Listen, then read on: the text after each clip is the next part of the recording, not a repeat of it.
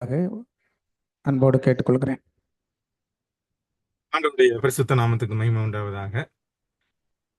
இந்த நாளையும் நம்ம கடந்த 4 வாரங்களாக பார்த்த low carb versus low calorie டயட்டுங்கிற தலைப்பின் கீழே தான் செய்திகளை பார்க்க இருக்கிறோம்.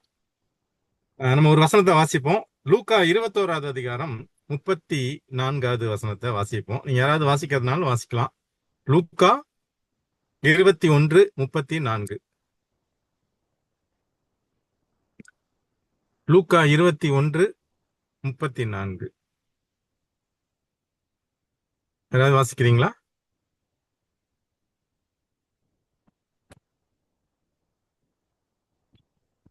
நான் பேசுறது கேக்குதுங்களா உங்களுக்கு? நான் உங்கள் பேசுறது கேக்குதுங்களா? இருதயம் கேக்குதுங்க. உங்கள் இருதயங்கள் பெருந்திண்டியினாலும் வெறியினாலும் லௌகீக கவலைகளினாலும் பாரமடையாதபடிக்கும் நீங்கள் நினையாத நேரத்தில் அந்த நாள் உங்கள் மேல் வராதபடிக்கும் எச்சரிக்கையாயிருங்கள். இப்போ கடைசி காலத்துல வரக்கூடிய பிரச்சனை என்னன்னா சாப்பாட்டு பிரச்சனை தான். ஆதியில பிரச்சனை சாப்பாட்டு பிரச்சனை தான். ஆதாம் ஏவாளுக்கு இயேசு கிறிஸ்துவுக்கும் அந்த சாப்பாட்டு பிரச்சனை தான் வந்தது. நமக்கும் அந்த சாப்பாட்டு பிரச்சனை தான் வருது. அதனாலதான் இந்த ஆரோக்கிய செய்தியில நம்ம இந்த விஷயங்களை குறித்து நம்ம பார்க்க இருக்கிறோம். இதுல நம்ம கடந்த ஒரு 4 வாரங்களாக பார்த்தோம். ஃப்ரக்டோஸ் அப்படிங்கிறது எவ்வளவு ஒரு மோசமானது. இயற்கையா கிடைக்கிற ஃப்ரக்டோஸ் வந்து ஃபைபரோட கலந்து இருக்குங்க. அந்த நார் சத்தோட கலந்து இருக்கும். அதுல விட்டமின்ஸ் மினரல்ஸ்லாம் இருக்கும். நீங்க ஒரு ஃபுட்டை சாப்பிட்றீங்கன்னா அந்த சாப்பிட்ற ஃபுட்டு வந்து எவ்வளவு நேரத்துல டைஜஸ்ட் ஆகுங்கிறது தான் உங்களுக்கு பிரச்சனை. இப்ப நம்ம உதாரணத்துக்கு ரீஃபைன் கார்ப்ஸ் இந்த இந்த ஸ்லைட்ல பாக்குற பாருங்க. ரீஃபைன் கார்ப்ஸ்னா எக்ஸாம்பிள் நிறைய அட்வென்டிஸ்ட் ஹோம்ல மார்னிங் பிரேக்ஃபாஸ்ட் பிரெட் தான் சாப்பிடுறோம். அப்ப பிரெட் என்னன்னா ரீஃபைன்டு கார்ப். அந்த கோதுமை மாவை எடுத்து அதுல இருக்கிற நார்ச்சத்துகள், அதாவது வெளிப்பகுதியில் இருக்கிற அந்த அவுட்டர் லேயர்ல இருக்க பகுதிகளை ஃபுல்லா தேய்ச்சி எடுத்துட்டு முளைக்கிற ஜேர்முங்கிற பகுதியையும் தேய்ச்சி எடுத்துட்டு பிரான் ஜேர்ம் ரெண்டையும் தேய்ச்சி எடுத்துட்டு நடுவில் இருக்கிற எண்டோஸ்போம் மட்டும் கொடுக்குறாங்க. அதையும் ரீஃபைன் பண்றாங்க. அதுலயும் நிறைய கெமிக்கல் சேர்க்கிறாங்க. அலாக்சான், பென்சாயிக் பெராக்சைடு, இந்த மாதிரி கெமிக்கல் சேர்த்த ரீஃபைன் கார்ப்ஸ். ஸோ நிறைய வீட்டில் பார்த்தீங்கன்னா கிராமங்கள்ல நம்ம ஏதாவது சாப்பிட்டுக்கிறோம். ஆனா நிறைய சிட்டியில இருக்கவங்க பார்த்தீங்கன்னா பிரெட் தான் சாப்பிட்றாங்க. அப்ப அந்த பிரெட்ல என்ன தடவுறாங்கன்னா மெயினா பட்டரு, ஜாம் இது தடவி தான் சாப்பிடுறாங்க. அப்ப இருக்கிறதுல ரொம்ப மோசமானது எதுன்னா இந்த ரீஃபைன் கார்ப்ஸ் தான்.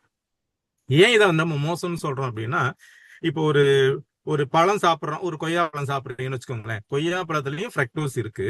ஆனா கொய்யா பழத்துல இருக்கிற ஃப்ரக்டோஸ் என்ன ஆகுதுன்னா ஃபைபரோட கலந்து இருக்கு, அல்ல விட்டமின்ஸ் மினரல்ஸ் இருக்கு. நீங்க ஒரு கொய்யா பழம் சாப்பிட்றீங்கன்னா அதுல இருக்கிற இது செரிமானம் ஆகி அது ரத்தத்துல சர்க்கரையில ஒரு மாற்றத்தை உண்டாக்குறதுக்கு 4 hours ஆகுதுன்னு வச்சுக்கோங்களேன்.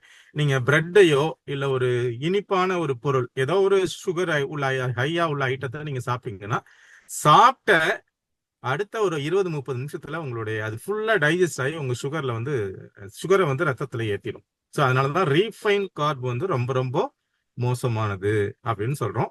மெயினா அந்த ரீஃபைன் கார்ப் எதுல இருக்குன்னா, உங்களுக்கு நம்ம ஆர்டிபிஷியலா சாப்பிடுற கேண்டீஸ் இல்ல என்ன சொல்றது ஸ்வீட்ஸ் இதுல எல்லாத்துலயுமே இருக்கிறது. அதான் ஈவன் பிரெட்ல கூட அதிகமான உப்பும் அதிகமான சர்க்கரையும் இருக்கும். அப்போ இந்த மாதிரி ரீஃபைன் கார்பை எப்படி சொல்றாங்கன்னா ரோலர் கோஸ்டர்னு சொல்றாங்க. ரோலர் கோஸ்டர் நமக்கு தெரியும் பாருங்க.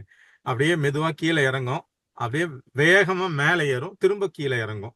அப்போ நமக்கு வந்து சமமான ரோட்ல போற மாதிரி நமக்கு வந்து அதுல இருக்காது. சமமான ரோடுன்னா கொய்யாப்பழம், ஆப்பிளோ இல்ல வீட்டுல செய்யற எந்த ஒரு ஃபுட்டு என்னன்னா சமமான ரோட்ல பயணிக்கிறோம். சுகர் வந்து அப்படியே சீரா போயிட்டே இருக்கு, சடனா ஏறாது. ஆனா இந்த ரோலர் கோஸ்டர் பாத்தீங்கன்னா சமமான ரோடு மாதிரி இருக்காது. திடீர்னு மேலே ஏறும், திடீர்னு கீழே இறங்கும்.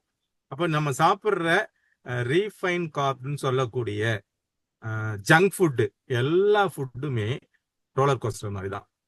அப்போ இது சர்க்கரை அளவுல மிகப்பெரிய பிரச்சனையை கொண்டு வருது ரோலர் கோஸ்டர் போல.